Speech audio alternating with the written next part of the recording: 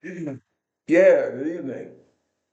This is Bob Gomes with the Concern Forum.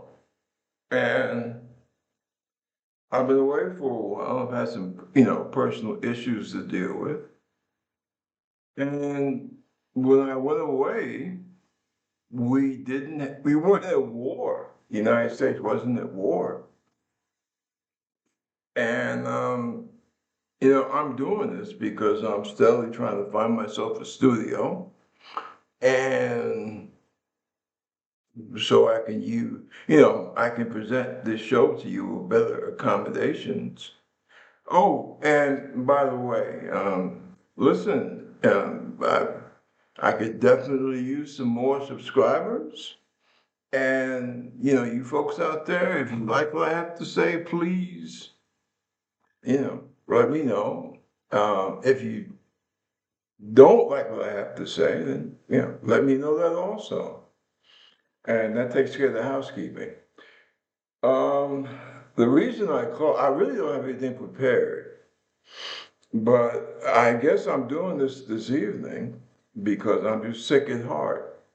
I understand that we're going to have about 2,500 Marines supposedly to take this place, Karg Island in Iran. Um, I mean, God, it's just it's just so much, quite frankly.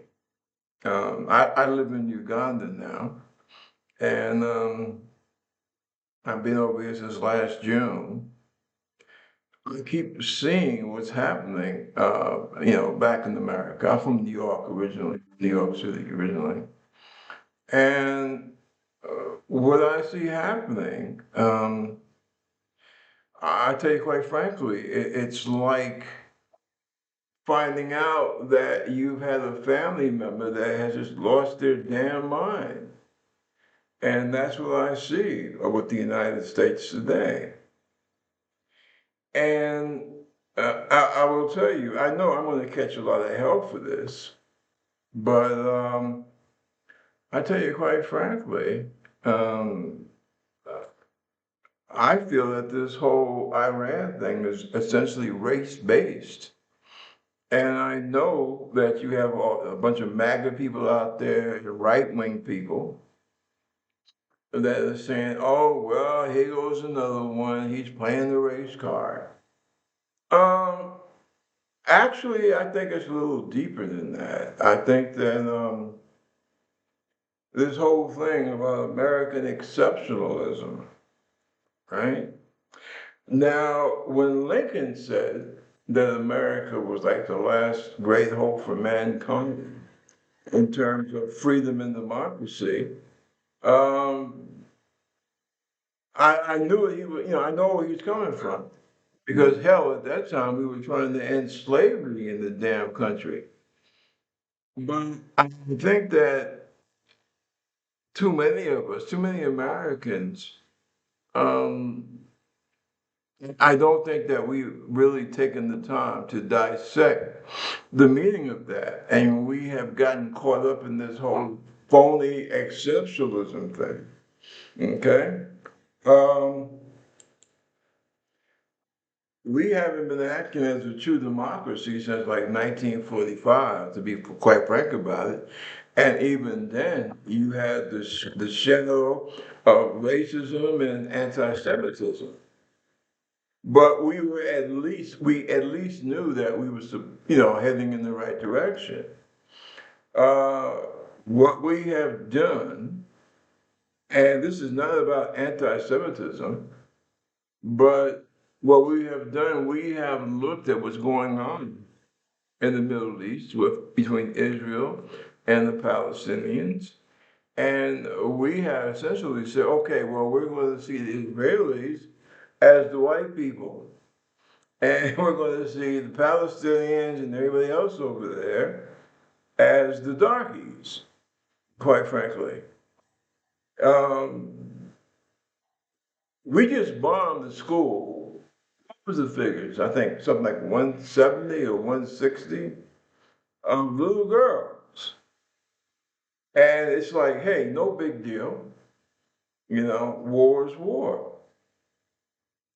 And I'm just wondering if something like that had happened to in Israel, and I've been to Israel a couple of times when I was in the Navy, so I know the country somewhat. And I'm just wondering, when something like that happens to Israel, it's like we're talking about real people. Now, this whole business. Let's go from the get, right? Trump launched an attack on a sovereign nation. I mean, he already launched an attack on the sovereign nation called Venezuela. Well, he launched another one on a nation called Iran. Now, let me get this, I don't want to get this twisted, or I don't want anybody to twist it, put it that way. Um, I'm a former Roman Catholic, altar boy. I guess some would say I'm a lapsed Catholic. When I came back from the Gulf War, I had decided that I was not really into formalized religion. That's why I started attending Unitarian services. Okay? I don't believe that the Creator has determined that America should be the, judge, jury, and executioner of what happens on this planet. What Donald Trump did, obviously at the urging of Israel, I mean, you have plenty of videos there of Netanyahu, their prime minister, saying that this is what he wanted for the last 40 years. They attacked a sovereign nation. Now, that should be condemned. That should be condemned by the whole world. Doesn't mean that I approve of how the Iranian government deals with their citizens. Okay, and I give you a potent example. The United States, up until what the '60s, late '60s, violence against Black Americans, and I know a lot of people. Oh, well, you're talking about that old slavery stuff again. Hey, man, listen, I'm sorry, that's history. Okay, um, that's what happened. And if you want to condemn what the Iranians or the Iranian government and some of the things that have happened there, let me ask you this. When racists were running around burning up black neighborhoods and black towns, stringing black people from lampposts and trees, like they were apples, would you have thought it justified for England or France or Canada to say, well, because of the fact that the United States mistreats its own citizens because of the color of their skin, we're going to invade?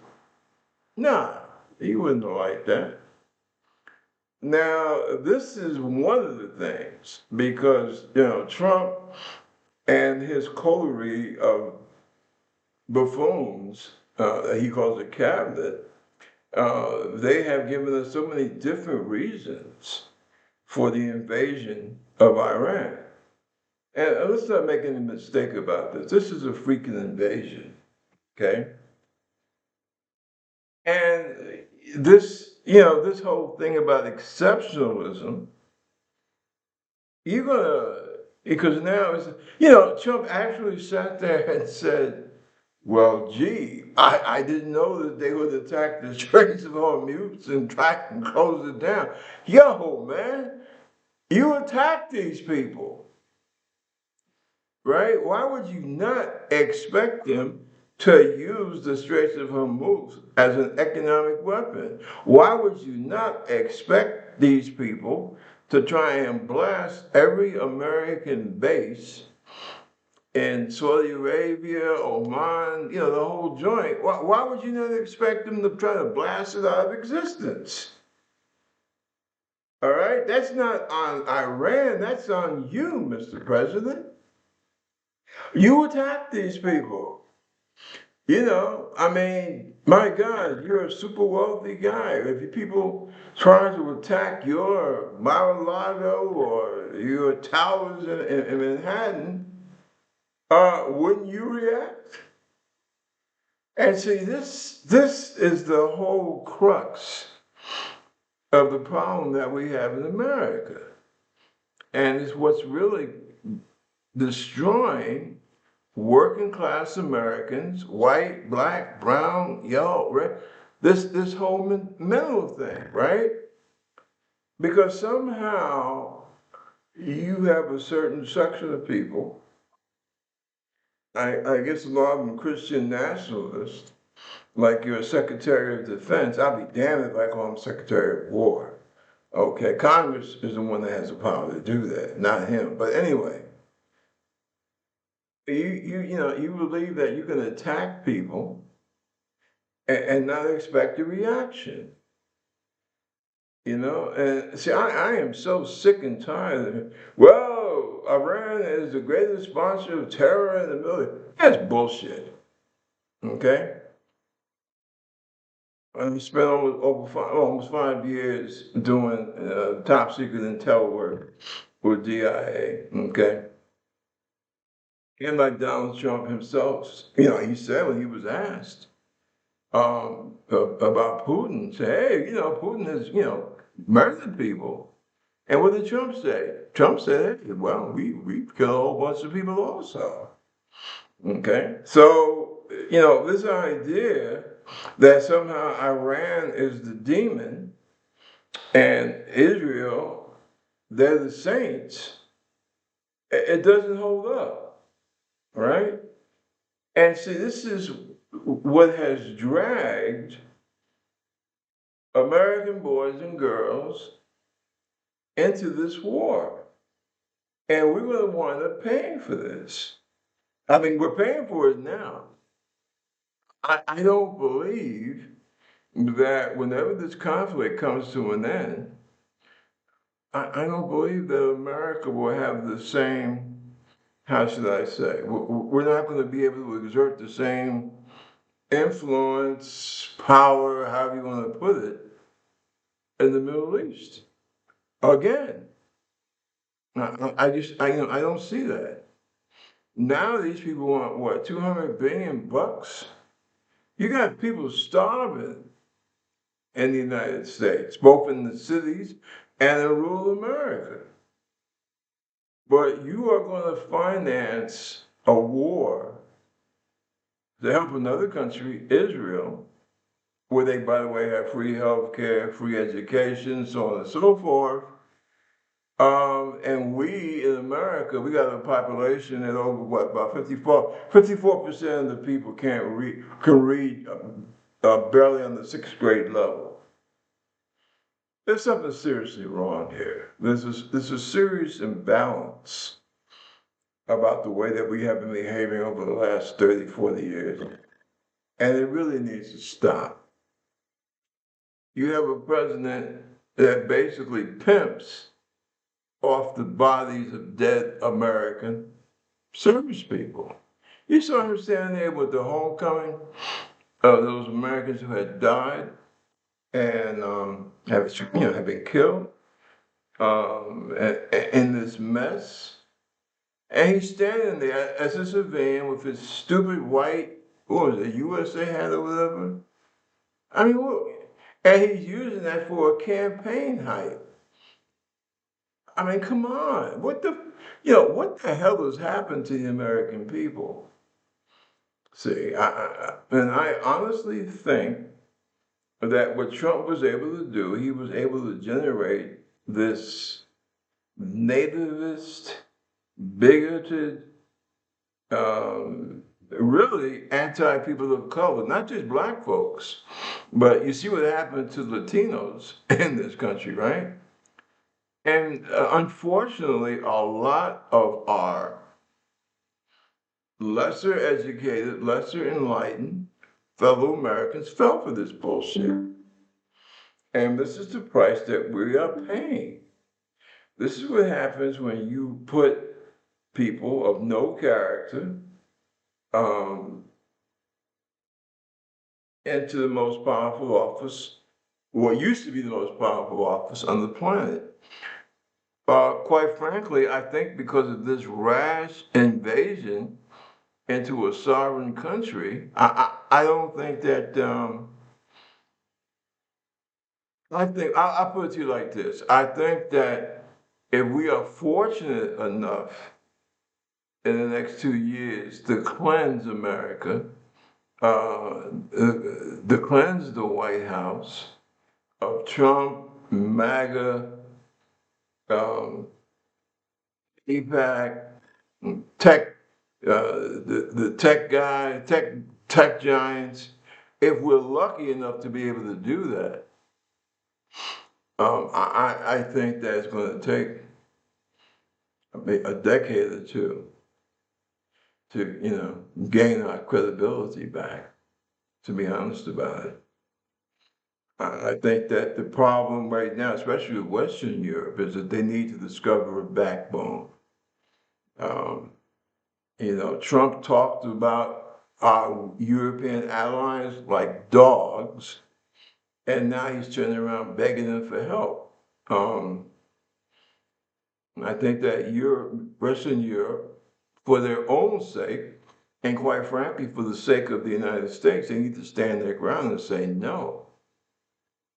And let Americans know you have given up your democracy into the hands of a maniac and grifters. Okay. And we are not gonna, we're not gonna follow your lead into hell. I get, and just before people start throwing rocks at me, let me remind you of something. The nation that expended the most life in our ridiculous, sad foray into Iraq and Afghanistan was Denmark. Denmark owns Greenland. Trump literally threatened Denmark with military invasion to take over Greenland. Why? I mean, Greenland was basically, whatever you want, you got it. But Trump said, hey, we're going to take you over anyway. My personal opinion, I think that that was about the minimal resources of Greenland, but I'm going to have to do more research on that. But why would you threaten invasion to people that have already said, listen, whatever you want, the door is open? That makes sense to you? Doesn't make sense to me, but oh well. But the idea that you are going to denigrate, castigate, dump all over people, and then turn around and tell, and ask them, hey, listen, man, why don't you send some ships down the Gulf of Hormuz and help us to attack Iran? It's kind of funny, man. You don't insult and piss over folks and then ask them, for help. Doesn't it's something that doesn't jive, you know what I mean? And this is what Trump is a MAGA. That's what it has done to the United States. You know how people used to, I guess they still are. I'm over here now in Uganda, so I don't do a whole lot of shopping like I used to. But I remember folks going out, yeah, well, I want to get something, so I want to get this brand. When I was a kid, getting the sneakers, what the hell was that? Kids, right? I can't think of the name right now. But even one of the brand stuff, right? I mean, they still do. Ladies go shopping in Manhattan. They want the bags from the store, right? That they go to. That's branding, right? That's one, as a matter of fact, that's one of the few things that Trump is good at, right? Branding. Well, I'll tell you quite frankly, since 2016, that election there, we have really allowed our brand to be flushed down the toilet, thanks to Trump and MAGA. And will we get our brand name back? I don't know. Will we ever get it back? I really don't know. Because we have allowed so much damage to happen to our brand. This guy, what happened to being the beacon of democracy, the light of the world, the refuge for the persecuted, all that good stuff that we used to spout in 1946, right? What happened to all that?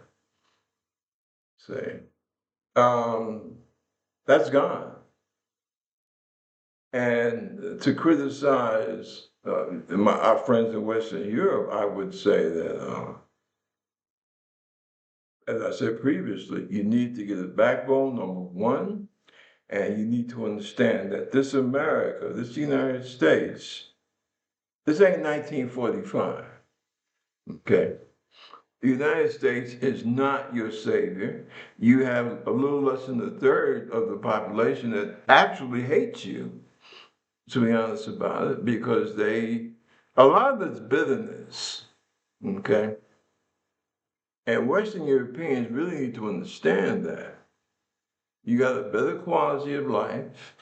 I mean, anybody that's been in Europe, especially Western Europe, they can, they see that, right? Your airports are better, your quality of life is better. It's not perfect, right? But it's better than what we have in the United States now. And you have a lot of Americans that, unfortunately, especially in so-called red states, they're very bitter about that. They're very, should I say, jealous, right? You have to remember, in the United States now, you have people who are, thousands of people who are forced to live in their cars, live in their streets. At least a third of these type of people are veterans. Okay, so that's what you got going on right now in the United States. And Trump just wants the war to attack Iran and wants $200 billion. So you see, we definitely got problems in America. Okay. And there's always been like a residual hatred on the part of some Americans because of the fact that, well, like for example, during World War II, we were practicing Jim Crow in the military. Jim Crow is racial segregation. And we were practicing that in America, in the military, even overseas. And for example, um, Britain has not been an angel in terms of their empire, so on and so forth. But I give them, I'll say this for them. They wouldn't allow Jim Crow. They fought it tooth and nail. I know I had a lot of older black gents when I was a kid used to talk about how they loved the English people because they wouldn't let the Americans constantly practice that segregation Jim Crow bullshit. So I think that that's also a part of it, at least subconsciously. The idea that Western Europe is a more liberal, progressive society in general than the United States. So, you got different cross currents going on. And I think that's a problem. I think that's one of the things that helped propel Trump to the White House twice. Remember, we put a guy in office the second time that tried to literally tear down our democracy. That whole, what was it, June 6th thing, or excuse me, January 6th thing, right? This guy was, he led an insurrection, okay? And America allowing him to get back into the White House a second time. So that gives you an idea of the psychology, all right, or I should say, one of the psychological issues that we're dealing with in the United States today. You have a Secretary of Defense, and again, I'm not going to call him no damn Secretary of War because that comes from Congress. But this guy is preaching that American white supremacist evangelical nonsense. And, we're supposed to be about separation of church and state. Now, I'm not a great, how should I say this? Well, let me put it real simple. I have some big bones to pick with Thomas Jefferson, paramount being slavery. But aside from that, he has some pretty good ideas. Separation of church and state, beware of the accumulation of power in the executive, things like that. And what is it that Jefferson said? I've always found this very, very intriguing, very deep. Let me try and close my eyes and think on this for a second, because I'm going to try and get it right. What did he say? History shows that there has never been a nation that was both ignorant and free. Words to that effect. And I think that that's one of the problems that we have to worry about in the United States. Because, as I think I said earlier, we have a situation in the United States. You got 54% of the public that reads on a sixth grade or below level.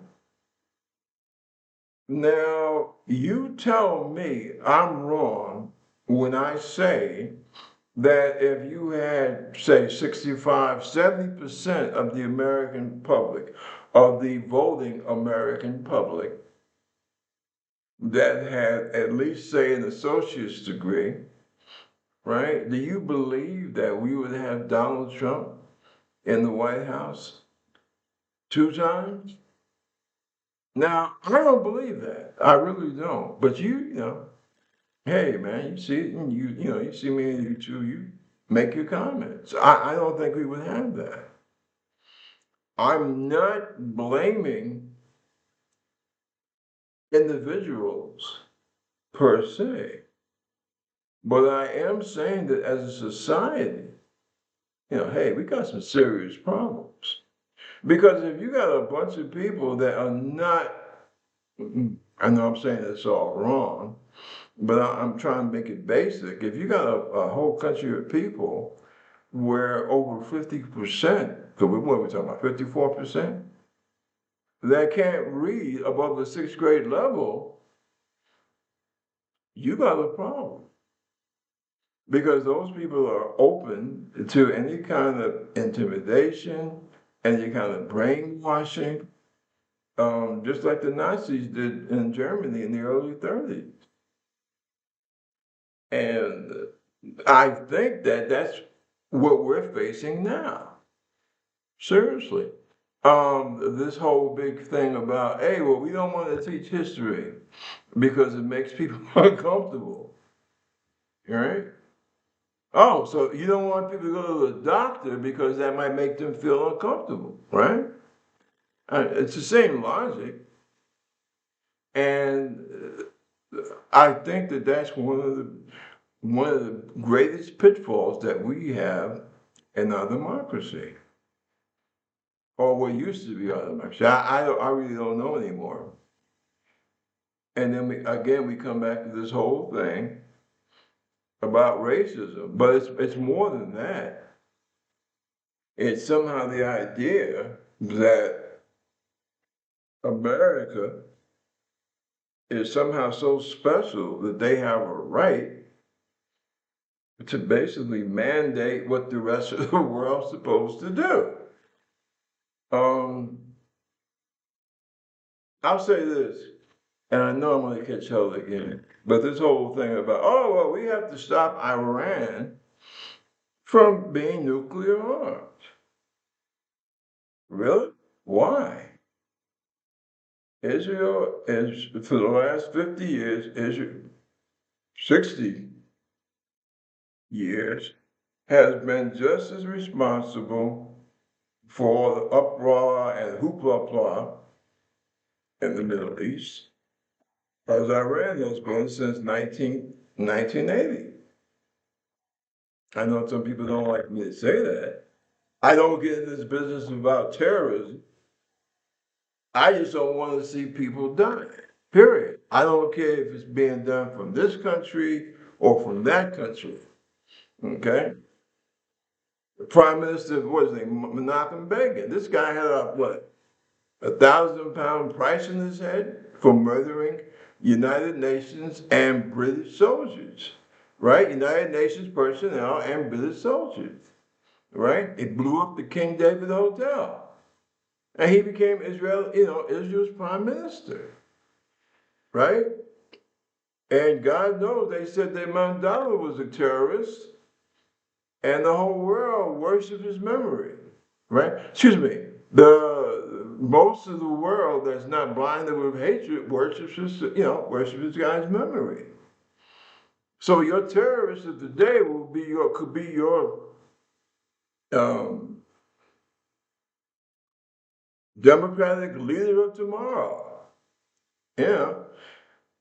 That's why I don't really get into this whole terrorist bullshit.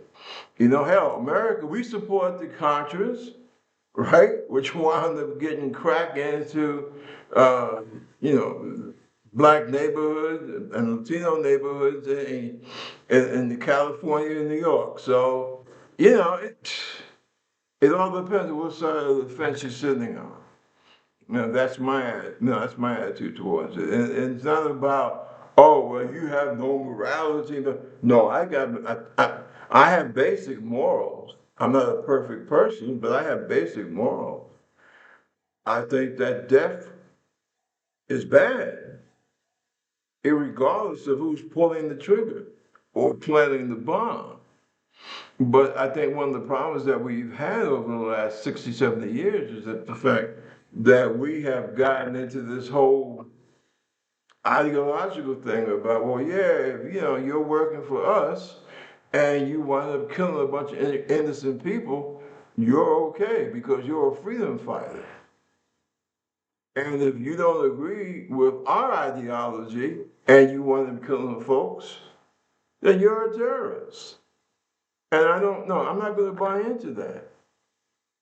I spent some time in the intelligence world, um, being in the military. No, it's not. And I'm not a bright guy, but I can freaking read. And I read a lot of history.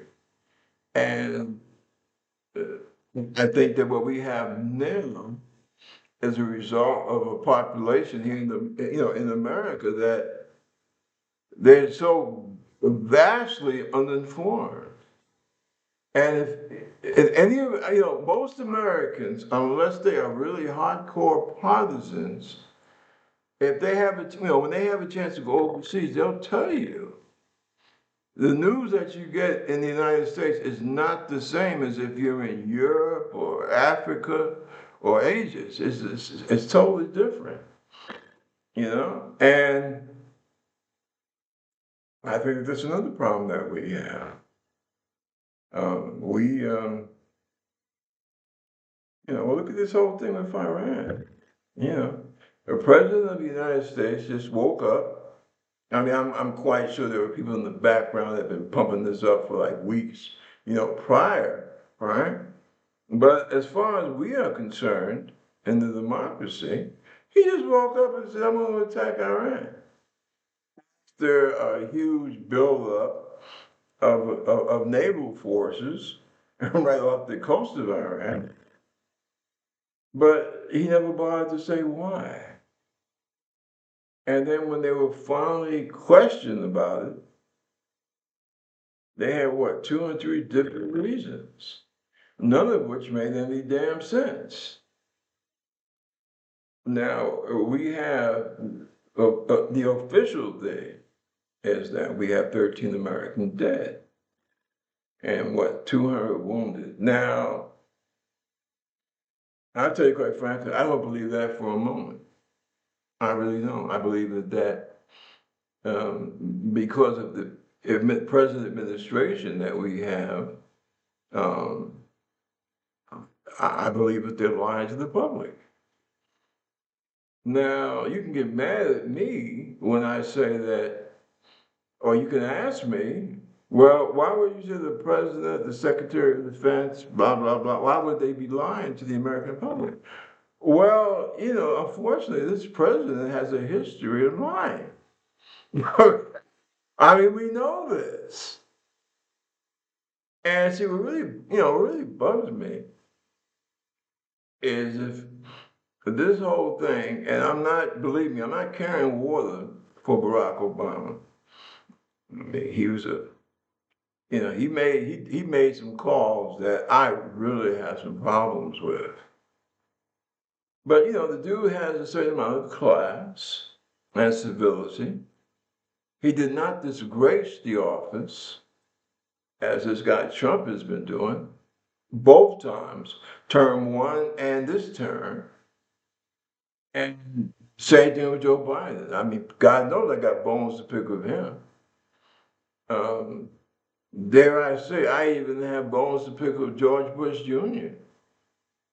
Okay, but I find it so funny because everybody used to think that George Bush Jr. was he was so dumb.